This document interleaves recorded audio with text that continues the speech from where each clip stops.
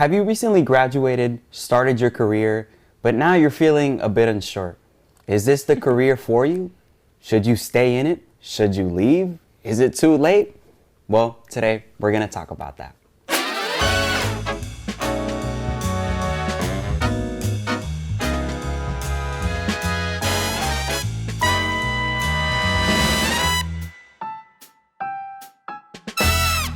Welcome to Tiny Chair Talks, where we have big conversations in tiny chairs. Today with us, we have Sonya Reaves. How are you? Good. Good. Great to see you. Yeah. So tell us, what do you do?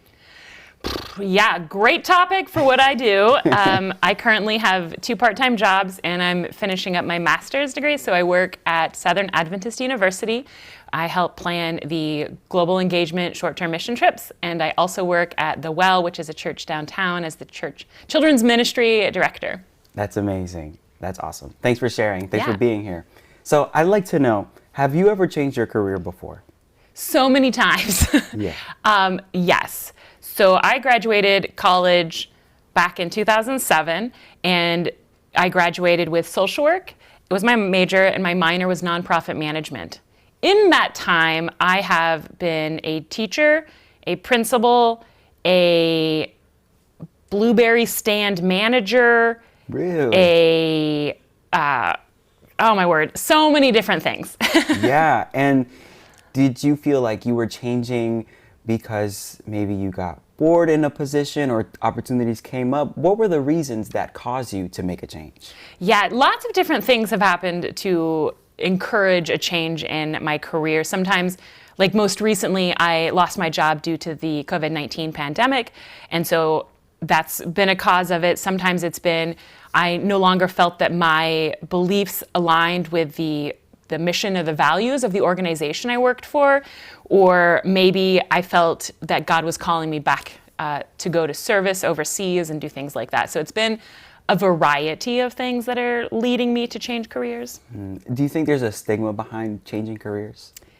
Yes and no. I think that it's changing. I think that for my parents' generation, there was more of this, you're a company man and you start the company and you stay at the company for your entire service.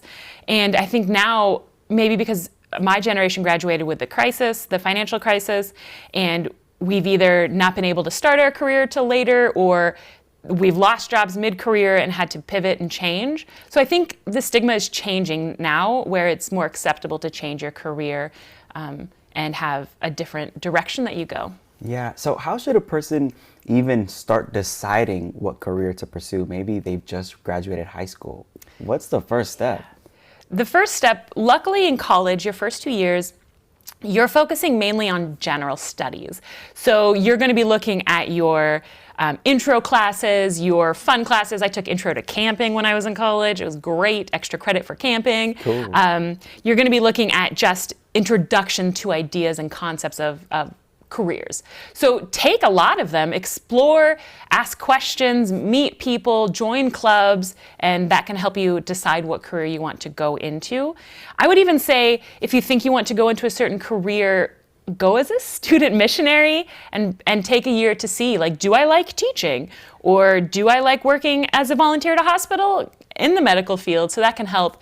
But use that time to be generous and gentle on yourself if you change your mind. Most college students, I don't have an actual statistic, but I know it's a high number of students actually change their mind for their major multiple times. I was one of those. I was going to ask if you were. Yeah. I was a rarity, and I didn't actually change my major, but in all of my friend groups, I'm the only one who never changed it. So Yeah, wow. So what do you think a person should ask themselves once they are in a selected major to know if they should continue in it?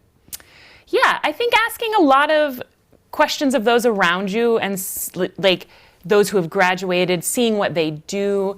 Does that seem like something you would want to do for a long time? Does that make you excited? Do you enjoy your classes?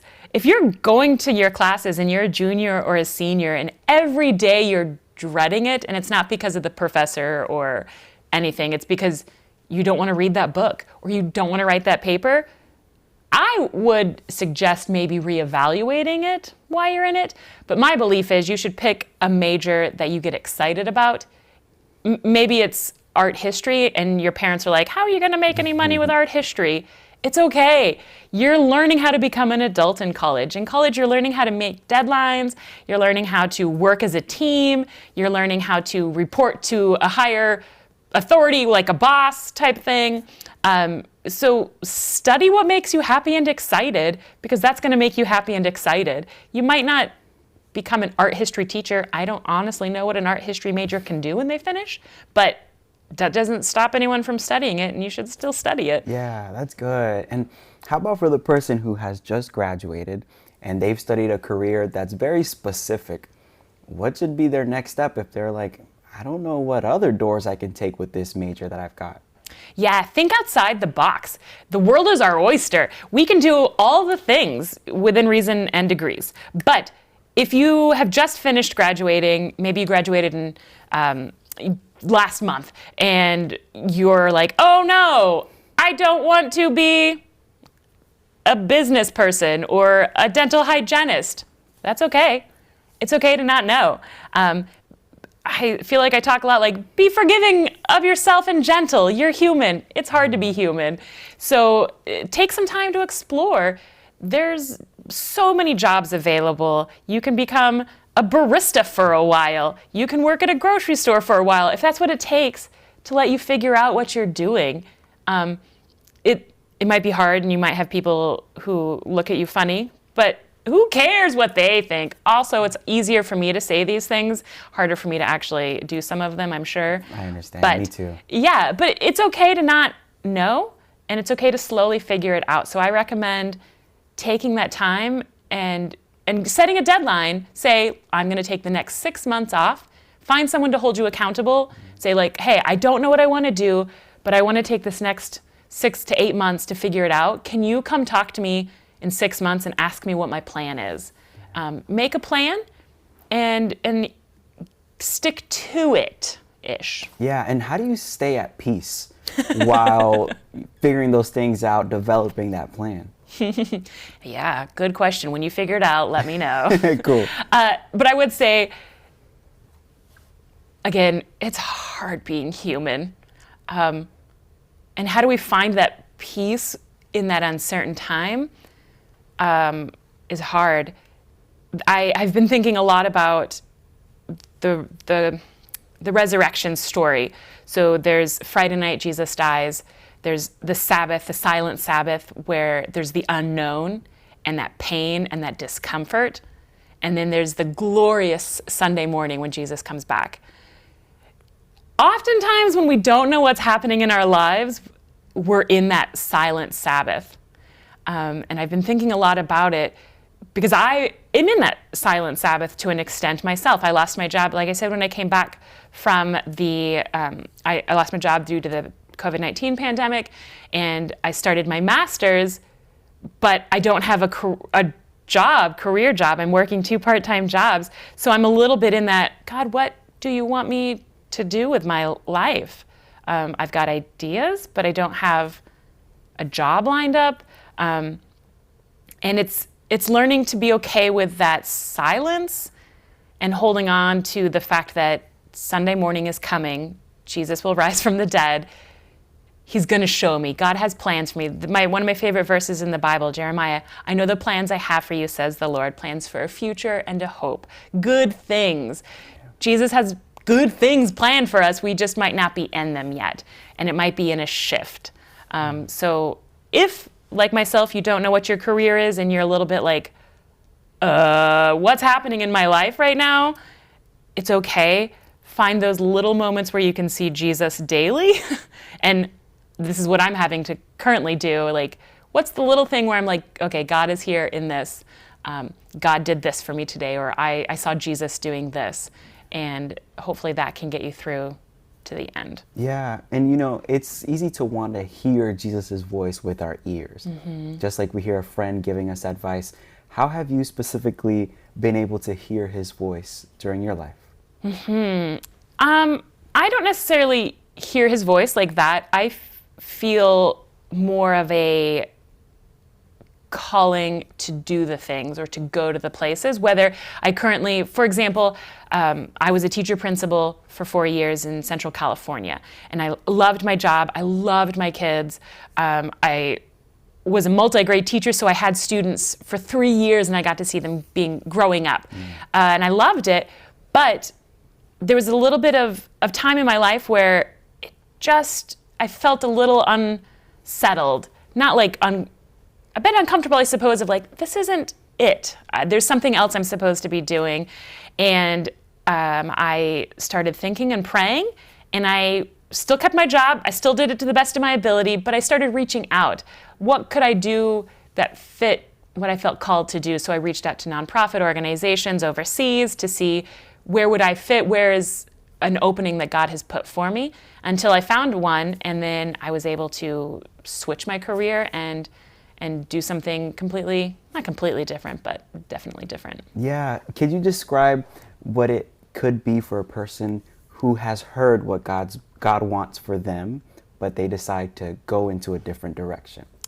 So where maybe they thought God called them to this career and God changed? Well, rather if they have heard, like, God says, I want you to be a nurse.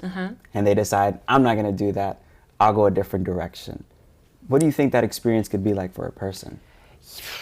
Well, we could ask Jonah, but that might be a thing. I imagine they might not necessarily, that feeling would always be in the back of their mind, like, nursing, you should probably look into nursing, and then you just keep pushing it back. I imagine eventually you should address that, whether you're 80 or not, whether you're younger. When you have that passion and that calling, and maybe it's not nursing, maybe you feel like, I can't do that because that's not a classic job that I could have.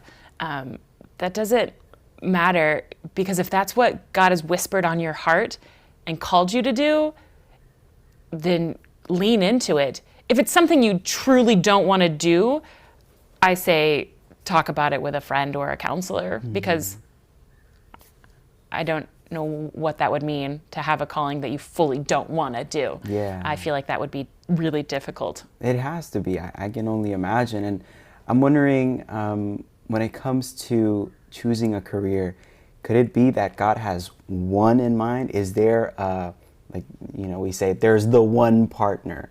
Is there the one career out there? Well, we can look at the Bible, and if we look at, I don't know, Moses, he's had a couple career shifts mid-career, grew up in the palace thinking he was going to be the prince to save everybody. That wasn't going to happen. He was a shepherd for ages. That was then like, actually, I need you to actually go rescue my people. And then he did. He had different careers, but yet everything worked to help him do his career. So I can say for myself, I've had different pivots. I thought I was called to serve overseas. I had a bad experience where my values no longer aligned with the organization, and I came back to the States, and I never wanted to work overseas again. And this is something that I'd wanted to do my entire life. And my brother, I remember speaking with him, and he was just like, who are you? This is not who I thought you were. And I was like, I don't know who I am. This isn't who I thought I was. And I remember being heartbroken because I thought I was called to serve overseas, and yet here I was in a position where I never wanted to go back to that. And that was when I became a teacher principal. I loved my career as a teacher principal, and I learned so much, like life-changing things that not only affected the way I taught it to be better, but it changed my life on how I lived. And after I was a teacher principal, I went back overseas and I worked for a nonprofit in Cambodia. And every day that I was in Cambodia, I thanked God for that pivot. Because in that detour that he sent me on, I actually learned things that I needed, so when I went back overseas, I could use. So I think, I honestly don't remember what your original question was, but I think in this story, that when God is calling us to something, it might change, or we might abandon it, but we have to keep going forward because we don't know the big picture. Hindsight is 20/20. The only thing we have to fear for the future is that we forget how God has led us in the past. Sister White, E.G. Dub, says that. That's beautiful. And so I think as we have our careers and we take those steps forward, it might pivot and it might change. And I thought I would never go back into overseas work, but he just had things, God had things he wanted me to learn in all of that. So, yeah, there isn't necessarily a one career. Yes. But God is using everything that you go through, and it all works out for a greater purpose. Yeah.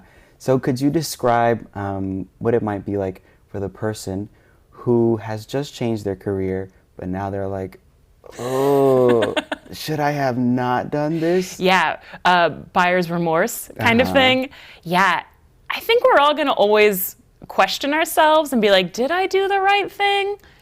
And at this point in time, I hate to quote Frozen 2, but take the next step. Just keep taking the next step. Yeah, that's good. And do what is next. You're questioning whether you should have changed your career. Maybe you quit your job and now you're back in school. Maybe you abandon a career that was making big money and now you're in working for a teeny tiny nonprofit. I don't know. All we can do is take today and then do tomorrow. And as you continue to move forward, look for God and say, where do you have me? Like, what do you want me to be doing in this moment?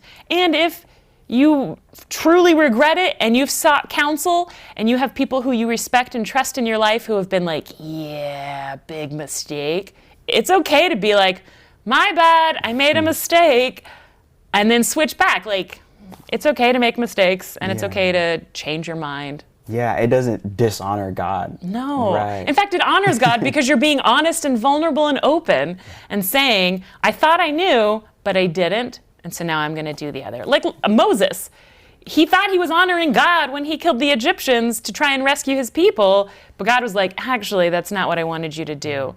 And if Moses maybe would have admitted his mistake, he wouldn't have had to wander in the wilderness by himself with the sheep and the burning bush. But, he did. Yeah. So save yourself the trouble. Admit you did wrong. That's good. That's so key because, we're always going to make mistakes. Yeah. Yeah. And so talking about honoring God, sometimes it's easy to think, I need to be a preacher to honor God with my career. I need to be a Bible worker. Well. Can you describe what it looks like to honor God in maybe ways that we don't normally think is a spiritual position? Yeah. It takes everyone to honor God. If God had wanted everyone to be a preacher, he would have made everyone a Levite. But he made the 12 tribes, and they all had their specific roles. Not everyone is, thank goodness, not everyone is made to be a preacher or a teacher, because then we wouldn't have the other jobs. So I think what God is calling us to do at the most base level is love the Lord your God with all your heart, with all your soul, and with all your might, and love your neighbor as yourself. That's the thing he's called us to do. A pastor should be loving their neighbor, a teacher should be loving their neighbor, a mechanic should be loving their neighbor, a computer engineer should be loving their neighbor. That's what he's called us to do, and that's what it is. Our career doesn't define us. Our career doesn't say who we are or not are in God's eyes. Yes, the Bible does mention these jobs are specific and held to a high standard, like a teacher, a preacher, but that doesn't mean anyone is less than in God's eyes. Because honestly, our identity of who we are is a son and daughter of Jesus, or God, brothers and sisters of Jesus. So that's who he's called us to be. He's called us to love him and love neighbors. And if we're doing that, be a mechanic, be a computer engineer, be a manager at a grocery store, but do it well and do it loving others. Yeah, that's so good. And talking about God's love and the way we show his love to others, how have you been able to see God's love being shared throughout your careers? That's a very reflective question. I think it's easier, obviously, in some careers to see God working because you might be more targeted to ministering. I can think of specifically working in Cambodia where I had an interaction with a lot of people who maybe were not part of the Christian faith. And I remember I have a long friendship with some of my friends from there. And in some of my conversations over the years, they have said, when I first met you, I didn't necessarily want to have anything to do with the Christian faith because they'd had bad experiences growing up in school and things like that. But after becoming friends with myself and another friend who is another believer, they said, I now am willing to explore this. And that's what we're supposed to do. We're supposed to live a life that makes other people want to explore what faith is in Jesus and how we can live that kind of a life. So that would, I think, be the biggest, clearest way that I've seen him. But also, even in just interacting with my students when I was a teacher, I taught kindergarten first and second, getting to teach them about this is Jesus. This is what he did for us and what he wants to do for you. And getting to hear them learn to pray or make connections and understand concepts was incredible. So it's in all the little things. Yeah, and talking about students, maybe there's a student watching right now who's ready to change their major, but they know they need to speak to their family. Yeah. What advice would you give that person? I think it's going to be helpful if you need to talk to your parents or your extended family about a major change, like a school class major. Do your research ahead of time. Be able to explain to them the why behind it. Be able to, and this will help you figure out what you need to process before you make a change. So understand, what is God calling you? What do you see the connection between God and this major that you're changing to, or this career? Be prepared to say, I love you, Mom and Dad, but my higher authority is Jesus. And I hope that's not anyone's situation. I imagine it is at times, but hopefully parents can understand. And understand your parents are human, and maybe they've had an idea for you since you were born that you would become this thing.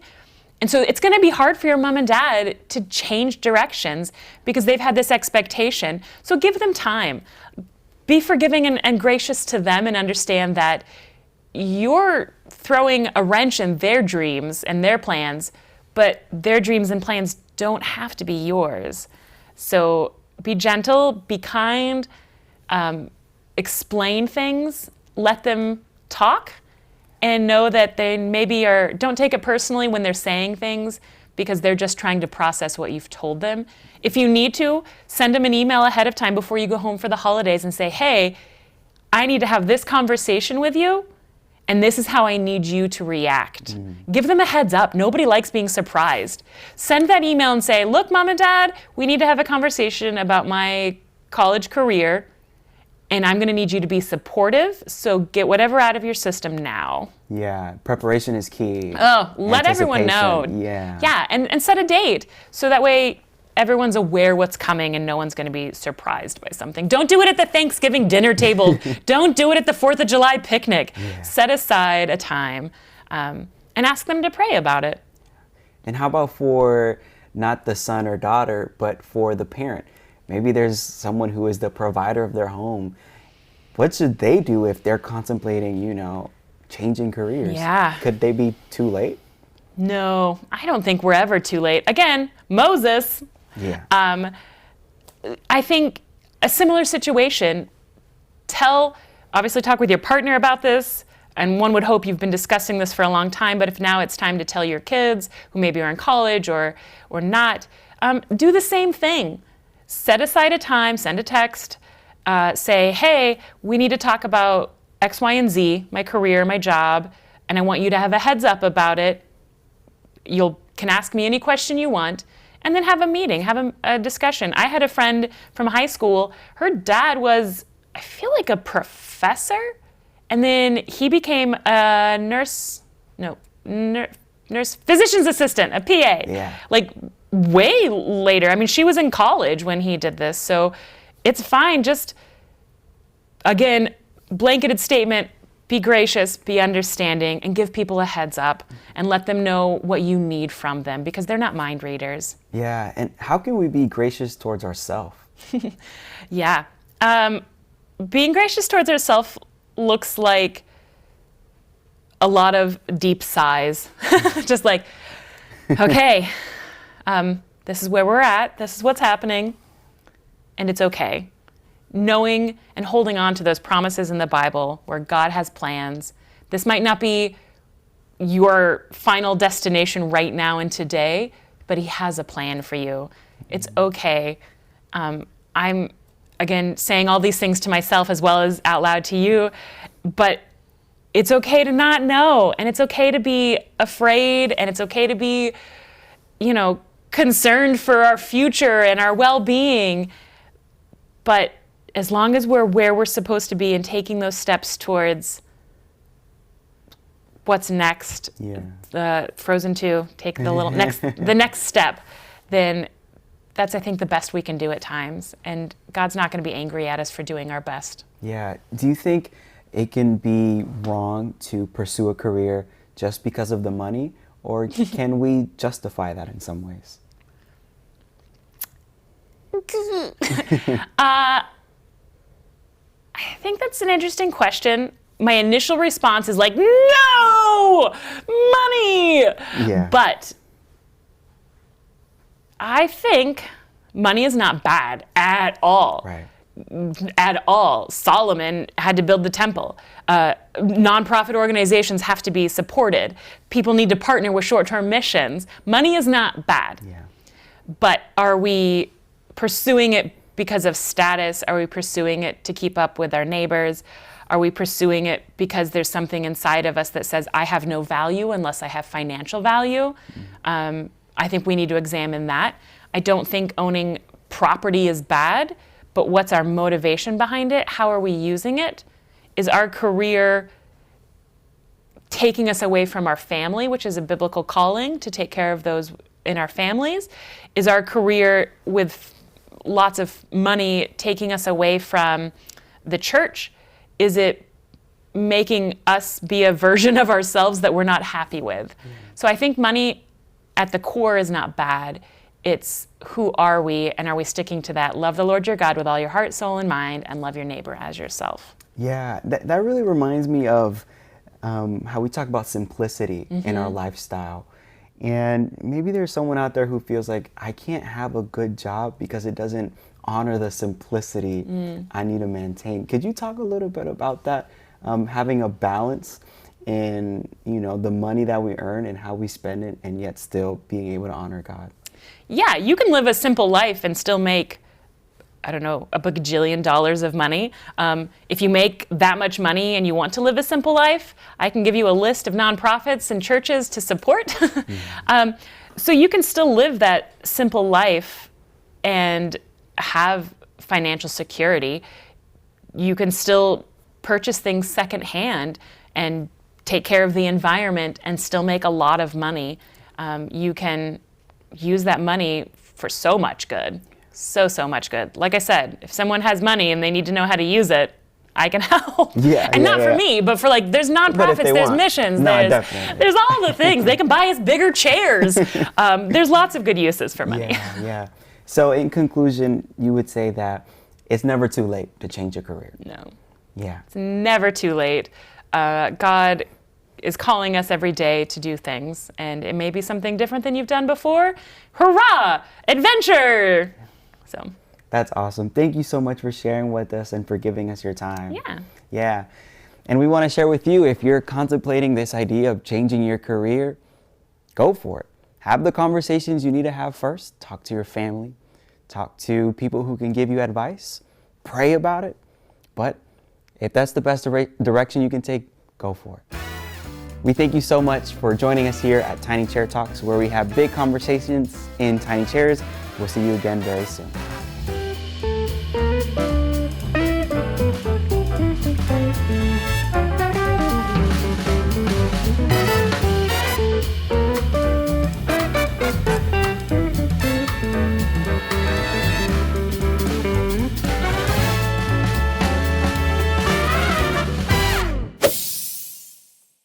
Hey, you made it to the end of the video. Thanks for watching. If you want to watch some more content, boom, look at these. There's a video up here, and there's a video down here.